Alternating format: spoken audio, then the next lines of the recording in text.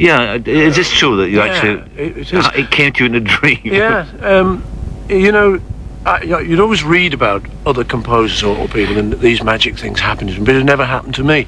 I literally one morning just woke up and I had this song in my head and didn't know what it was. Happened to have a piano by my bed, started just put some chords to it, and it took about 2 weeks going around all my friends saying, what is this song? I can't have written it. It just came to me, you know.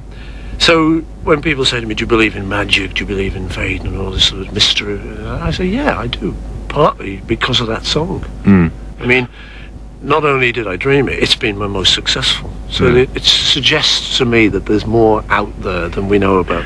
It's not only been your most successful, it's probably the most successful song of all time. It's just going out for its 7 millionth play in America. Somebody worked out with more time than you or I have that when it reached 6 million, it would have taken you 23 and a half years continuous play to listen to it. Those absurd facts of life, I suppose. Talking about, I mean, that you're talking a little about the Beatles, and that song, in fact, wasn't released as a single because of this Beatles thing, wasn't it? You know, the corporate thing that you had. You know, right. that. We were a rock and roll group. We felt that we were a sort of R&B combo, and that it wouldn't be seemly for us to release a ballad. Also, it's a solo record, and I didn't want to emerge from the Beatles as a solo act. You know, it was a very democratic group, the Beatles. But how do you get from that democracy and that spirit to a situation where you had this acrimonious bust-up? I mean, what was it? Was there an inevitability about it? No, well, yeah, I think that too, but I think it was business. It was money, that old thing that we started the interview with, really, you know. Whereas it's wrecked millions of marriages, I suppose it wrecked this one.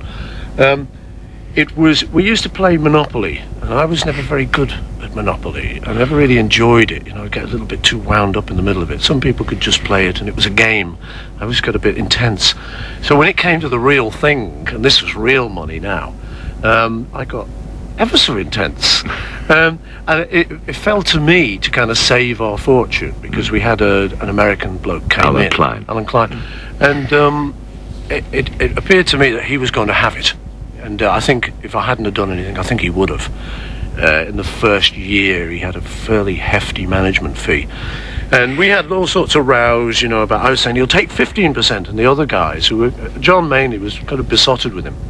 He'd got in via Yoko, who John was incredibly besotted with, and good luck to him too. But it had brought in Alan Klein, because he'd promised her the world. It was really how it happened. So I knew I had to kind of do something, and in the end I had to actually sue to get out of this thing. I said, well, look, can I just have my bit of the ball, please, and can I just leave the pitch? They said, no, you can't do that. They were all tied in and so on. So it was put to me that I'd have to sue someone. So I said, well, Alan Klein. They said, no, unfortunately, he's not party to any of the agreements. It's the others you'll have to sue. So it was probably one of the worst moments in my life. Reliving it in the book, it comes across as that. And you said that when the Beatles split, that it was like a bereavement for you.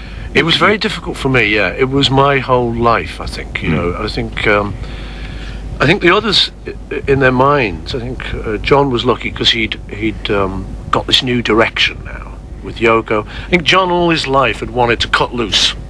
You know, he'd been an art student. He'd sort of buckled down a bit for the Beatles because it was democratic. And I think he wanted to cut loose. He wanted to do all these things he'd read about artists in books doing. And I think Yoko gave him that opportunity. And a lot of what they did together was very fine stuff. But I think when it came to the Beatles, it meant that he kind of had to leave the group. He couldn't do it within the group. So, yeah, it was very difficult for me. And then what was sad, too, was the way that it drove a wedge between your relationship, John, and was it always a spiky relationship, though? I mean, you said you loved him, and that love comes through in the book. Did he love you? Yeah, I don't think it was. Yeah, I think he did, actually. Did he? We'll check. Just excuse me for a moment. John, come on, baby, did he? Yes. No, I think he did, yeah. It wasn't actually a spiky relationship at all. It was very warm, very close, very loving, I think. All the Beatles. We used to say, I think we were amongst the first sort of men to come out openly, because you remember, you know, it was quite strange in those days. We're talking about a long time ago now, and homosexuality was still sort of largely illegal. Sure. We used to say, I love him, on interviews. And the interviewers would get slightly taken aback. It was a man saying he loves them. And I think, quite genuinely, I think we really did, and I still do. But the business thing came right in the middle of it, and the lawyers came along with the business thing.